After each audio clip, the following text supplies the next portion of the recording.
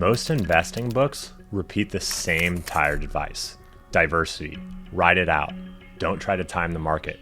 But Safe Haven by Mark Spitznagel is different.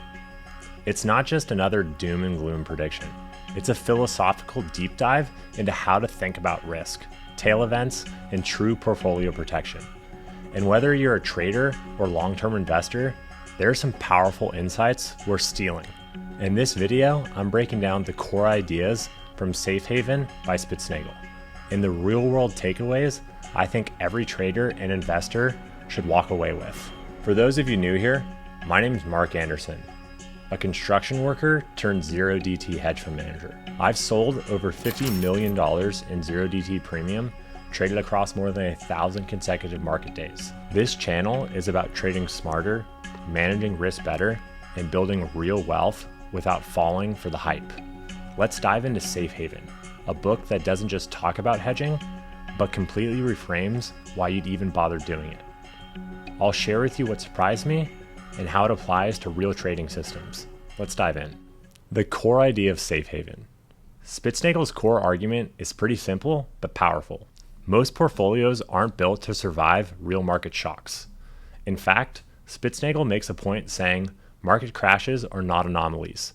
They are features of the system, and the only anomaly is our belief that it won't happen. Diversification, not enough. Volatility targeting, too slow. Backtest, often just curve fit comfort blankets. Instead, he argues that the best portfolios have built-in convexity, where small losses are tolerable, but big gains come when the rest of the world is bleeding. As he puts it, the biggest risk in investing is not the crash itself, but being unprepared for it. True resilience isn't about adding more assets or optimizing performance in calm seas. Spitznagel sees safe havens as lifeboats of your portfolio. They are there to protect you when the ship is sinking, not to help you sail faster. And as someone who sees both calm and chaos, I can tell you your survivability during market shocks determines your long-term return. It's not about timing a crash. It's about structuring a portfolio that thrives when they happen. This book isn't tactical, it's philosophical, and that's what makes it valuable. The cost of protection.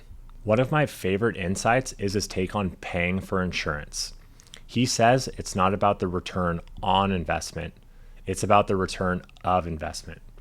Spitznagel is famous for his tail hedging strategies, basically buying far out of the money puts that look like losers until they don't. The key distinction he makes is this: paying for protection is a cost of doing business, not a drag on performance.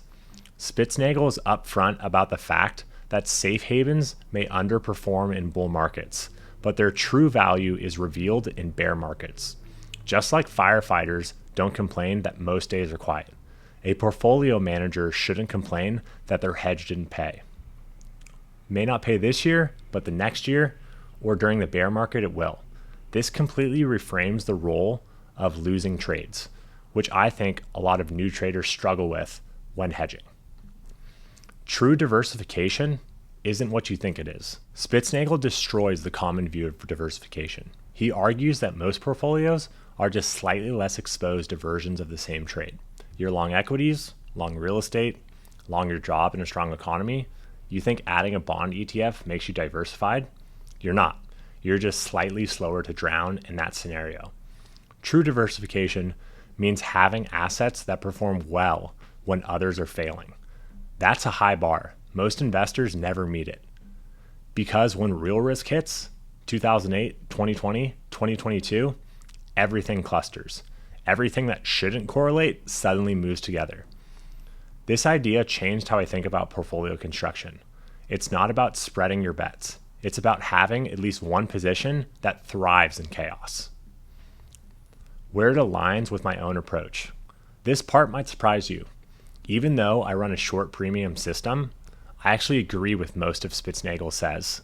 Here's why. My portfolio isn't a single trade. It's a system. The core idea isn't buy puts.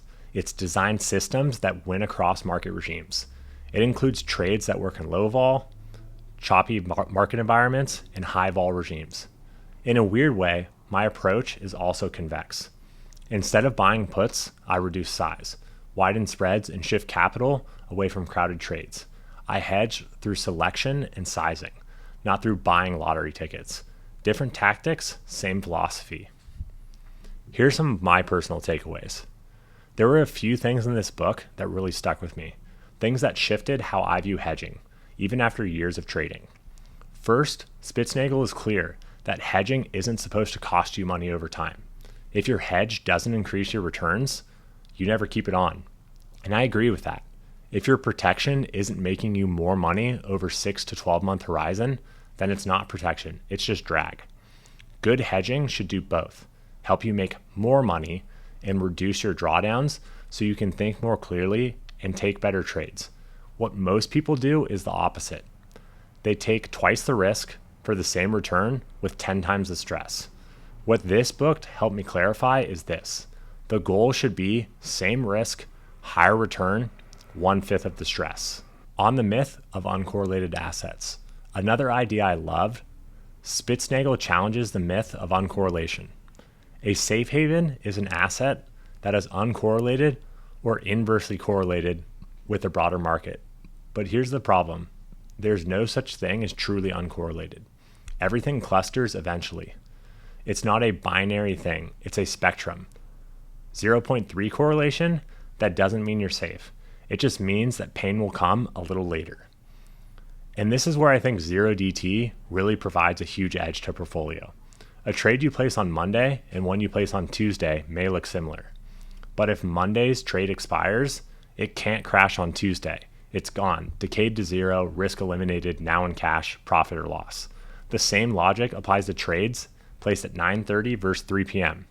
They experience different time decay, different flow, different risk exposures.